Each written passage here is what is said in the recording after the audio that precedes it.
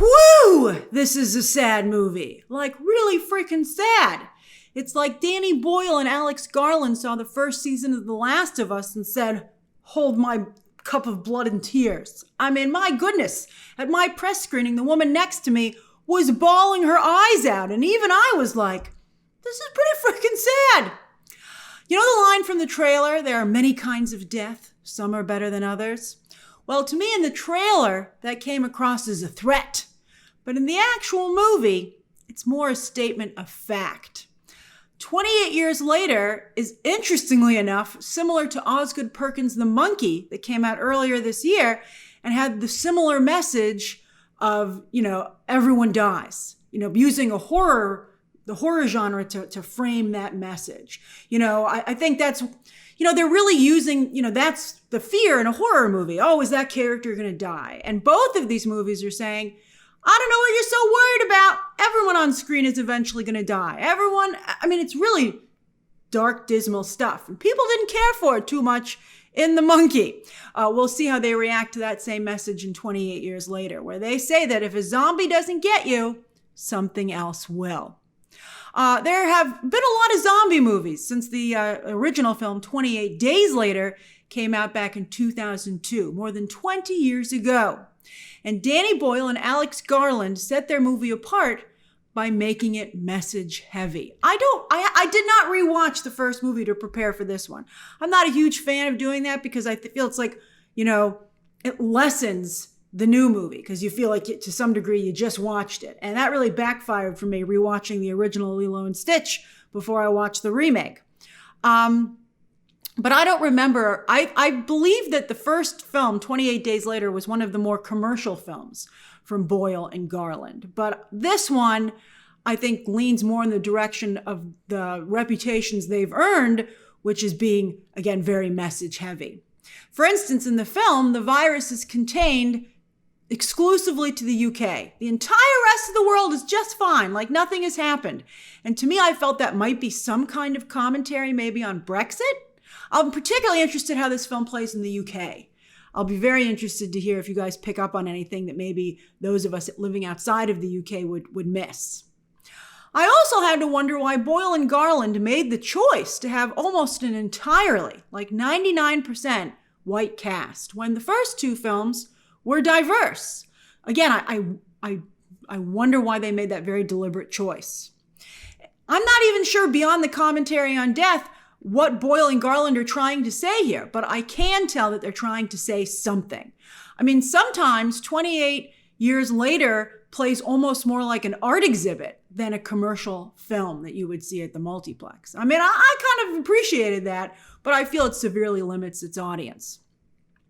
Thankfully, the movie gets batshit crazy at the very end to lift that energy back up after everybody was crying or on the verge of crying. And that's to get you pumped up for the sequel from Nia DaCosta that they filmed back to back. So that's hitting theaters in January already. So yes, 28 years later is another movie that's not a complete story. Hollywood's doing that a lot these days. They're like, part one. There have been many trilogies over the years, but still each movie was still its own contained story. Not here. This is only like the first act to a degree of a larger story. But I think there's a danger there, and that considering that the film isn't the action movie that the trailers have promised, I think you could see people maybe decide to opt out of seeing it in theaters and just simply watch it on digital, or even more so. This is a Sony movie, so it's going to go to Netflix later on. Wait for it to hit Netflix at no extra cost, and then you can see if you're willing to watch the next installment in theaters in January. What's your plan for watching these new movies, these new zombie movies? There's these two, and then in fact, there's supposed to be a third, but they have to wait to see how these first two do. They don't want to, look what happened with Horizon. I don't even know if the second movie has a definitive end. How crucial is that third movie? What do you think of this new thing Hollywood's doing with not full stories in movies? 28 years later had one of the best trailers I think any of us have ever seen. Like, just instantly iconic, featuring a 1915 recording of the Boots poem by Rudyard Kipling. And that's really been what's driving interest in this film. So it makes me sad to say that while 28 years later is a very powerful and compelling movie, it's not that movie. I would say it's as misleading as the Materialists trailer. I guess some of you, just like you'd say you should know what to expect from Celine Song, I guess at this point we should know better what to expect from Danny Boyle and particularly Alex Garland. But, again, I think the first film was one of their more commercial efforts. And that quality of this franchise is gone. They used the poem a little bit, but it felt almost like they were like, wow, people really like that poem. We better put it in the movie a little bit. And it was kind of added, it felt like, after the fact. The movie never captures the magic of the trailer. Maybe slightly at the very end. The ending did make me want to watch the next movie. I will say that. I was like, that's pretty knucking futs. And that's what the intention was. The movie also, I think that quality might be missing from the rest of the film because the trailer makes it seem like it's going to be like that all the way through. The movie also feels like it was made back in the 1990s and early 2000s, like the first movie was. And while, of course, Boyle has progressed as a filmmaker significantly over the years, if you said this was one of his earlier films, I would believe it.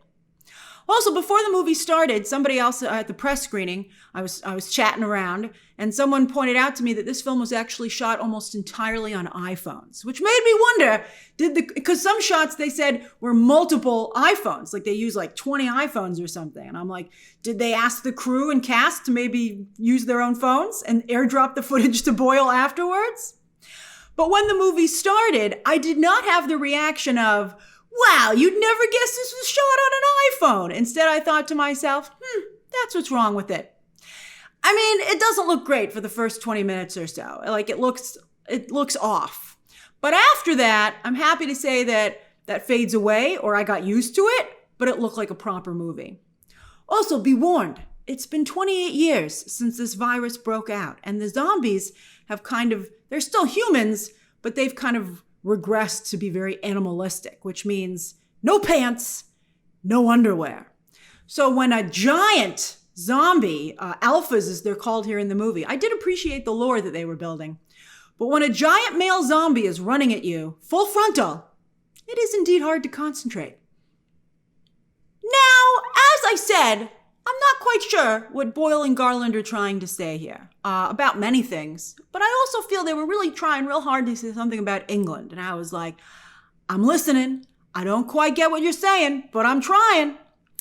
I did get the feeling that it was a mix of good and bad commentary about England. At one point they showed the England flag.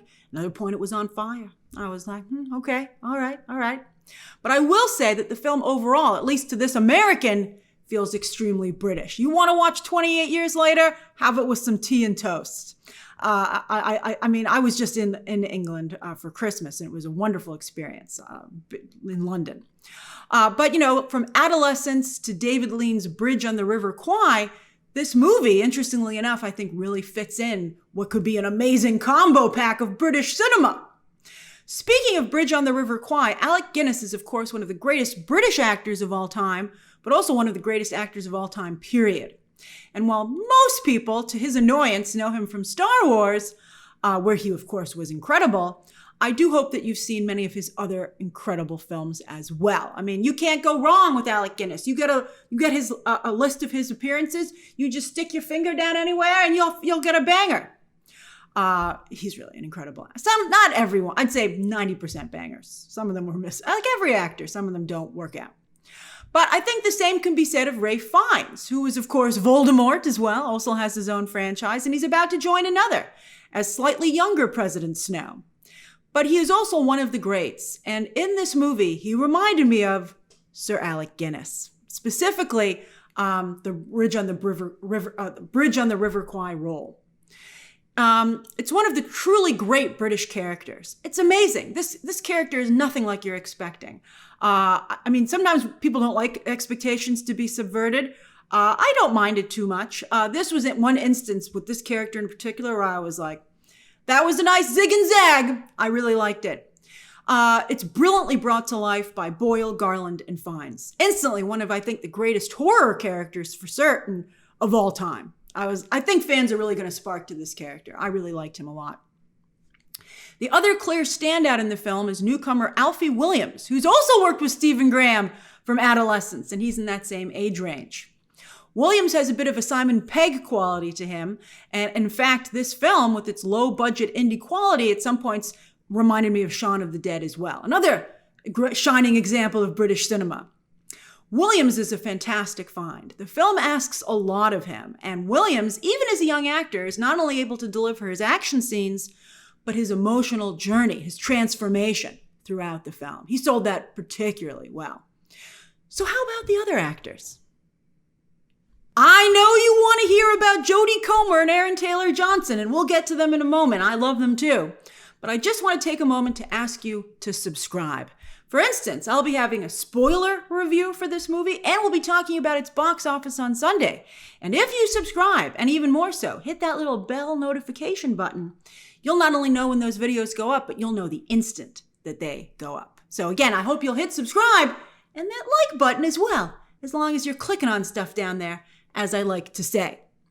All right, so Jodie Comer, she became a household name, well, kind of global sensation, I'll allow it, with Killing Eve. But while Hollywood has tried to find a role for her that's at that same level, so far it has not succeeded. Not just Hollywood, but as you can see here, British cinema. And they still haven't found her a role worthy of her. But this one's very good. She's quite good in this role, and it's a difficult and complex role with lots of intricacies. And it underscores what a good actress that she is. It does show off her force of personality. It's an understated role.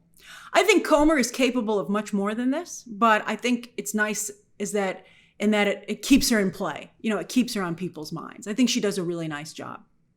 As for Aaron Taylor-Johnson, Sony is determined. In fact, there's, I think, just one guy at Sony who's like, that man's a movie star. But so far, not working out. You know, I said when they first said that they felt that he was a movie star, that I'm like, I like him too, but I got to tell you, his movies do not do well. The audience has not come around to him, and they've had a lot of time to come around.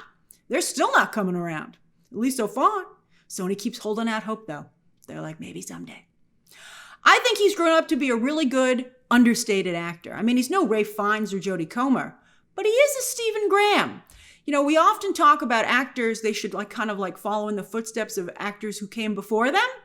I think that Stephen Graham might be a good roadmap for Aaron Taylor-Johnson. It might not be the one he originally imagined for himself or that Sony imagined for him, but I think it's a better match than the road he's on now, especially as he's aged into the dad roles. He makes for an excellent father here, a complex, very flawed man, but who deeply loves his family. I was very intrigued by his character, and they give, Garland and Boyle give Johnson a lot to work with here, and he meets the challenge.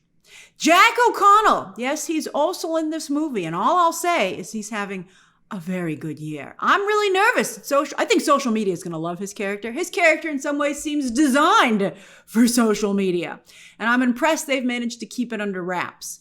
I hope no one spoils it for you. Try to see, if you're going to see this movie in theaters, try and see it as soon as possible or stay off the internet, because I hope that you're able to have that WTF moment yourself in the theater.